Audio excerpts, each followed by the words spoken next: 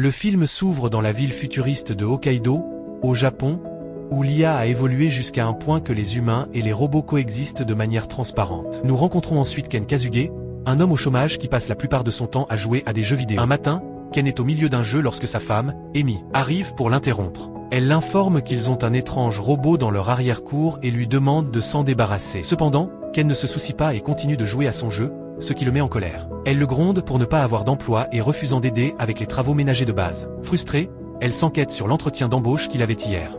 Mais Ken évite la question et quitte la maison. Il sort dans l'arrière-cour et trouve l'étrange robot assis sous un arbre. Lorsque Ken demande de qui il s'agit, le robot est surpris et se retourne.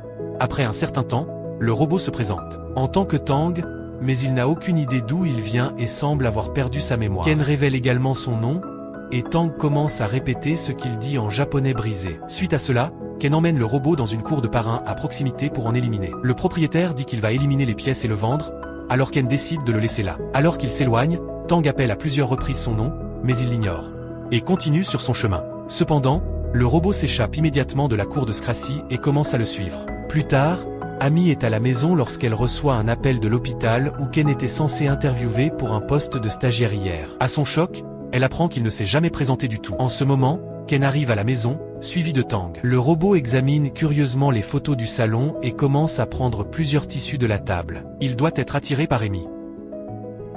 Pendant ce temps, un Amy enragé confronte Ken sur les raisons pour lesquelles il n'a pas assisté à l'entretien d'embauche hier, à laquelle il répond avec désinvolture que il a oublié. Il lui dit de ne pas s'inquiéter de l'argent parce qu'ils ont l'héritage de son père. Mais cela ne fait que frustrer Amy plus loin, et elle exprime à quel point elle est fatiguée de son attitude immature. Dans sa rage, elle attrape une horloge antique de la table et la fracasse au sol. Ceci profondément outre Ken, car l'horloge était un cadeau de son défunt père. Cependant, Amy lui dit qu'il est temps de grandir et de passer de ce qui s'est passé. Elle lance ensuite Ken hors de la maison, et le fidèle robot le suit également. Mais il empoche la photo d'Amy, et il utilisera ces tissus plus tard.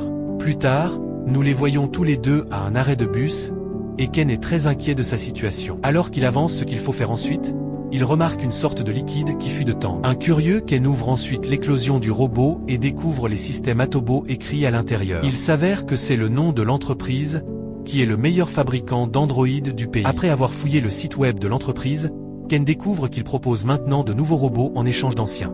Il propose ensuite une idée et décide d'échanger Tang contre un meilleur robot qui peut aider avec les travaux ménagers. Il croit que s'il offre cela à Amy, elle lui pardonnera, et le ramène à nouveau, et il peut recommencer à jouer de la morue et faire pipi dans les bouteilles. Suite à cela, les deux se rendent à Fukuoka, où se trouve le siège des systèmes Adobe.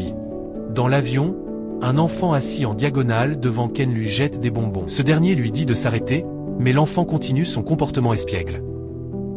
Enragé, Ken l'appelle un gamin et Tang répète la phrase encore et encore. Cela crée une situation délicate, et Ken se met en colère contre le robot. Il l'appelle une poubelle et menace de le jeter, mais ces mots ne font qu'aggraver la situation que le robot agacé finit par laisser échapper à la vapeur de sa tête. Dans la scène suivante, ils arrivent au bureau d'Adobe, où Ken essaie d'échanger Tang contre l'un des derniers modèles. Cependant, la réceptionniste l'informe que le robot ne fait pas partie de leur système et ne contient que certaines pièces de leur entreprise. Elle s'excuse et explique qu'ils ne sont pas en mesure de traiter l'échange. Pendant ce temps, un homme du nom de Shinji fait une visite de l'établissement à certains enfants. Lorsque ces enfants repèrent Tang, ils l'entourent rapidement et prennent une photo. Ils semblent fascinés par le robot, et Tang montre son côté compatissant en sauvant une coccinelle qui est sur le point de monter. En témoigne de cela, Shinji est impressionné, et il s'avère qu'il est l'un des principaux designers de robots à Adobe. Il demande l'autorisation d'examiner le robot et Ken est d'accord. Shinji les mène ensuite à son bureau, et il trouve un tube en verre rempli de liquide jaune à l'intérieur de Tang. Il remarque que le tube a une petite fissure, provoquant la fuite du liquide. Shinji se rend compte que c'est le carburant de Tang et utilise les premiers soins pour le réparer temporairement. Cependant, il avertit Ken que si le liquide s'épuise, le robot se décomposera. Il observe également que Tang est très intelligent et semble vivre une gamme d'émotions, presque comme un humain. Shinji souligne que le robot est très spécial et exhorte Ken à s'en occuper. Pendant ce temps, nous remarquons que quelqu'un le regarde à travers la caméra de Tang sur un moniteur. Ensuite, Shinji parle de son ami Atsuki Rin, qui est un expert en robotique. Il révèle qu'elle vit à Shenzhen, en Chine, et exhorte Ken à lui rendre visite car c'est le seul moyen de réparer Tang. Notre héros est ennuyé car il ne veut pas voyager aussi loin, mais quand Shinji explique que c'est le seul moyen de sauver le robot, il est d'accord à contre-cœur. Quelques heures plus tard, deux hommes mystérieux arrivent au bureau d'Adobe et demandent l'emplacement de Tang depuis Shinji. Ils semblent dangereux. Ainsi, un Shinji terrifié finit par révéler les informations. Pendant ce temps, nous voyons Ken et Tang atterrir à Shenzhen. Ils visitent Atsuki le lendemain, et elle semble ravie de les voir. Elle serre alors chaleureusement Tang, disant qu'elle attendait avec impatience de voir le robot. Alors qu'Atsuki et Ken parlent, Tang remarque une voiture télécommandée au loin et la poursuit. Cependant, cela s'avère être un piège, car le mystérieux duo verrouille le robot dans leur camionnette avant de partir. Lorsque les adultes le remarquent, ils se précipitent après le véhicule, mais ne peuvent pas le suivre. Heureusement, Atsuki parvient à lancer sa carte d'identité avec un tracker GPS dans la camionnette. Nous remarquons ensuite que quelqu'un surveille à nouveau la situation avec la caméra du robot. Le soir, Ken et Atsuki suivent le tracker GPS et arrivent devant un entrepôt. Quelques instants plus tard, Ken reçoit soudainement un appel d'Emi. Elle lui dit qu'elle ne peut plus le garder, et admet que son absence la fait se sentir beaucoup mieux. Elle prétend que comme c'est la maison de ses parents, elle partira à la place. Ken est surpris par son attitude inattendue. Se sent desemparé. Cependant, il respecte sa décision et choisit de la laisser partir. Après avoir raccroché, nous voyons qu'Emi n'est pas satisfait de sa décision et se fond dans larmes. Il était si bon dans les jeux vidéo. Pendant ce temps, la porte de l'entrepôt s'ouvre soudainement, alors Ken repousse ses émotions et entre avec Atsuki. Il remarque que les deux ravisseurs se prélassent et se dirigent vers l'étage pour attraper des bières. Profitant de cette occasion, Ken et Atsuki saisissent rapidement Tang et se préparent à partir. Mais quelques instants plus tard, un homme nommé Dr Kato apparaît, se révélant comme le patron du kidnappeur. Il les empêche de partir et continue d'inspecter les composants de Tang. Il reconnaît immédiatement les composants et marmonne que le professeur Baba a dû les créer. Peu de temps après, les deux hommes de main de Kato arrivent en bas et capturent Tang. Ken prétend qu'il n'a pas besoin du robot trash de toute façon et essayait de s'en débarrasser. En entendant cela, Tang devient enragé et commence à libérer de la vapeur de son corps comme il l'a fait dans l'avion. Cela fait que les deux hommes de main sont confus, et ils ont laissé partir le robot. Il s'avère que tout était le plan de Ken de provoquer une agitation, et lui et Atsuki commencent rapidement à combattre les ravisseurs. En fin de compte, Atsuki vole un pistolet tasé à l'un des hommes de main et l'a assommé. Elle pointe ensuite l'arme sur les deux autres et exhorte Ken à s'enfuir avec le robot. Après cela, Ken échappe à l'entrepôt avec Tang, mais il remarque que le corps du robot fuit. Il reçoit ensuite un appel vidéo d'un numéro non enregistré. Quand il le ramasse, il s'avère que le professeur Baba, qui est le créateur de Tang. Baba est extrêmement ravi de voir le robot et s'adresse à lui comme James. Tang est tellement mieux. Il remercie Ken d'avoir pris soin de son enfant et les invite à venir sur l'île de Miyakojima. Il révèle également que ce robot a le pouvoir de changer le monde et promet de le réparer. Dans la scène suivante, Ken et Tang arrivent à l'île de Miyakojima et s'asseyent pour admirer le magnifique paysage. Pendant ce temps, Ken s'ouvre sur le robot sur son passé traumatisant, révélant qu'il voulait être médecin et a déjà travaillé comme stagiaire médical. Cependant, un jour, son père a eu un malheureux accident et s'est retrouvé dans une chambre d'hôpital. Étant donné que tous les médecins étaient sortis, les infirmières se sont appuyées sur Ken et ont demandé ce qu'il devait faire, mais il était tellement terrifié qu'il a simplement gelé, incapable de répondre. Un médecin est finalement arrivé 1 heure plus tard, mais à ce moment-là, papa était déjà décédé. Dans le présent, Ken dit à Tang que depuis ce jour, il n'a pas pu se faire confiance et a cessé de travailler complètement. Il se décrit comme un perdant et n'a déçu sa femme qu'au fil des ans. En entendant cela, Tang sympathise avec lui et fait un joyeux danse pour remonter le moral, ce qui s'amuse à Ken. Peu de temps après, le duo arrive chez Baba, où le professeur les salue chaleureusement. Il remercie Ken d'avoir ramené James à la maison et révèle que le robot a disparu depuis des années après un accident dans un laboratoire. Baba remplace le tube dans la trappe de Tang par un nouveau, expliquant que le contenu est le carburant en bioéthanol dérivé de la canne à sucre voisine.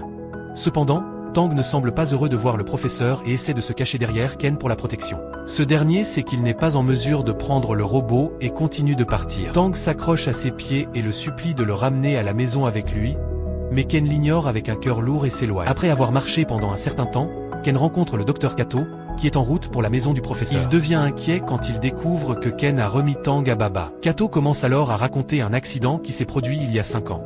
Il révèle qu'il travaillait autrefois avec Baba sur la série James, qui était un projet de robot militaire. Au cours d'une séance d'entraînement au tir, l'un des robots a développé un sentiment de peur et a commencé à paniquer avant de massacrer tout le monde. Il s'avère que le robot avait développé des émotions que Baba considérait comme une percée dans l'intelligence artificielle. Il voulait garder cette réussite pour lui-même, alors il a retiré l'Eurochip de James et l'a attaché à un autre robot qu'il a créé. Après cela, il a brûlé le laboratoire et s'est enfui de là. Kato révèle qu'il recherche le professeur depuis des années pour l'arrêter.